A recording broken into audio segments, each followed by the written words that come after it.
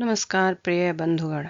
इस वीडियो को बनाने के पीछे मेरा एक ही उद्देश्य है, बाबा द्वारा समाज को दिए गए अपूर्व ज्ञान को हर घर तक पहुंचाने में अपना छोटा सा योगदान देना, ताकि अधिक से अधिक लोग इसका लाभ उठा सकें।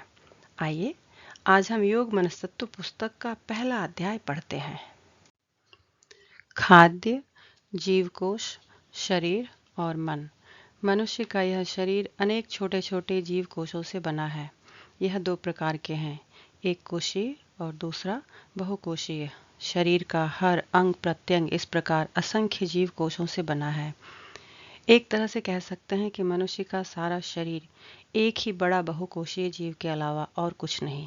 हर कोश का अपना मन, आत्मा सब है, पर जीव कोश का मन मनुष्य के मन से भिन्न है। एक कोशीय जीवों से बहुकोशीय जीवों का मन भिन्न है, वह अधिक विकसित है।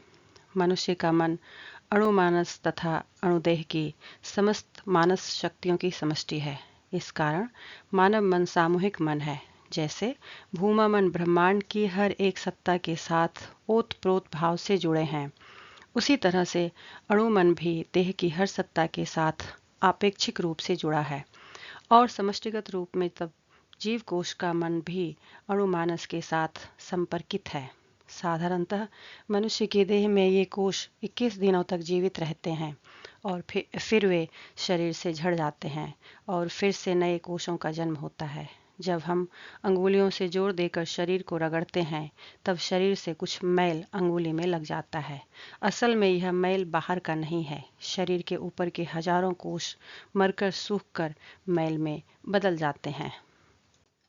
हम अपने शरीर की रक्षा के लिए जिस रोशनी, हवा, खाद्य या पानी ग्रहण करते हैं, उन्हीं से जब जीव कोश तैयार होते हैं और अनगिनत जीव कोशों की सामूहिक मानस प्रकृति जब मनुष्य के मन को प्रभावित करती है, तब साधक मात्र के लिए यह उचित है कि खाद्य का विचार करके उसको ग्रहण करना।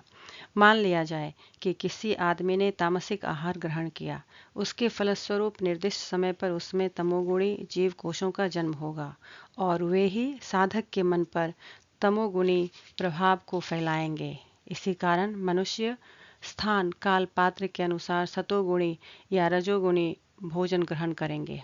इससे सतोगुणी सेल तैयार होंगे। इस अवस्था में साधक के मन में सहज रूप से ही साधना के प्रति अभिरुचि जगेगी और मन में साम्य अर्जन करके वह अपने को आध्यात्म भूमि पर प्रतिष्ठित करेगा। प्रायः 21 दिनों के बाद पुराने जीव कोश झड़कर गिर जाते हैं, उनके स्थान पर नए जीव कोशों का जन्म होता है।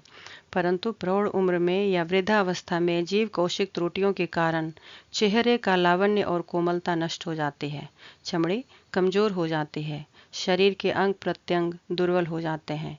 जो रोगी अधिक दिनों से रोग का भोग कर रहे होते हैं, उन्हें जानकार चिकित्सक कम से कम 41 दिनों तक पूरा विश्राम लेने की हिदायत देते हैं। 21 दिनों तक पुष्टिकारक भोजन खाने पर और पूरा विश्राम लेने से शरीर में नए जीव कोशों का जन्म होगा। देह और मन में तेज और बल लौट आएगा।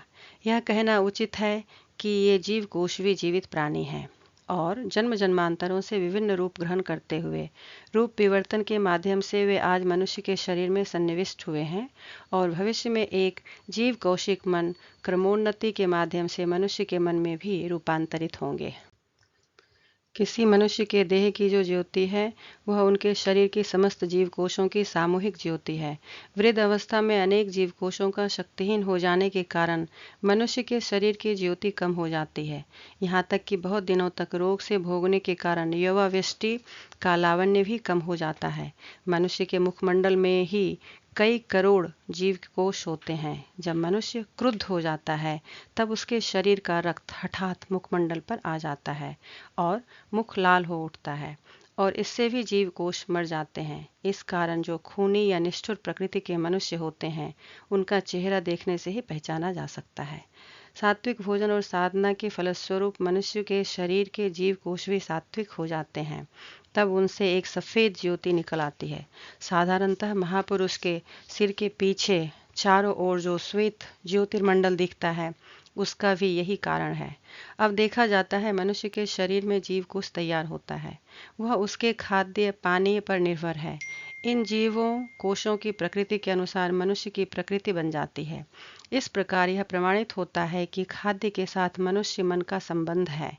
इस कारण सब मनुष्यों को खाद्य अखाद्य के विषय में सोचकर विचार करना जरूरी है। खाद्य पदार्थ के गुण अवगुणों को ध्यान न रखकर खाद्य सामग्री ग्रहण करने से पहले मनुष्य की अधोगति होने की बहुत अधिक संभावना है। आहार शुद्ध हो, सत्व शुद्धि साधक के लिए यह पालनीय है। इस कारण वह सब खाद्य सामग्री ग्रहण करना उचित है जिसके खाने से हमारे शरीर और मन की पवित्रता बनाए रखी जा सकती है। जगत की समस्त वस्तुओं में ही सत, रजः तथा तमः तीन गुण हैं, जिनमें से किसी एक गुण की प्रधानता देखी जाती है। इसी कारण खाद्य वस्तु भी गुण के अनुसार सात्विक, राजसिक और तामसिक इन तीन प्रकारों में विभक्त है। सात्विक आहार, जो खाद्य पदार्थ देह और मन दोनों के लिए हितकारी है, वह सात्विक है। सात्विक आहार सतगुणी जीव कोशों को तैयार करता है। उदाहरण के तौर पर चावल, गेहूं, जौ, सब तरह की दालें, मसूर दाल छोड़ के दूध, दूध की बनी वस्तुएं और फल मूल, साग सब्जी इत्यादि। राजसिक आहार, जो खाद्य सामग्री शरीर के लिए हितकारी है पर मन के लिए हितकारी हो भी सकती है और नहीं भी हो सकती है, पर वह मन के लिए क्षतिकारक नहीं है, इस कारण राजसिक कहलाती है। तामसिक आहार, जो खाद्य मन के लिए अनिष्टकारी है परंतु शरीर के लिए हितकारी हो सकता है, साथ ही नहीं भी हो सकता, जैसे बासी और सड़ी चीजें, गाय भैंस आदि बड़े पशुओं का मांस, सब तरह के मादक द्रव्य इत्यादि। कई बार मनुष्य अनेक वस्तुओं के गुण अवगुणों को जाने बिना इनका व्यवहार कर बैठता है, जैसे सद्य प्रसूता गाय का दूध, सफेद बैंगन, खेसारी की दाल, लाल पोई, सरसों साग आदि, क्योंकि इन सबकी उत्पत्ति गलित वस्तुओं से हुई थी। मन साम्य अर्जन करने के लिए, आध्यात्मिक प्रगति के लिए मनुष्य को खाद्य के गुणागुण की ओर लक्ष्य रखना ही होगा, नहीं तो साधना भी करेंगे और खाद्य और कुखाद्य भी खाएंगे, ऐसा नहीं चलने वाला। रांची जागृति 14 फरवरी 1970।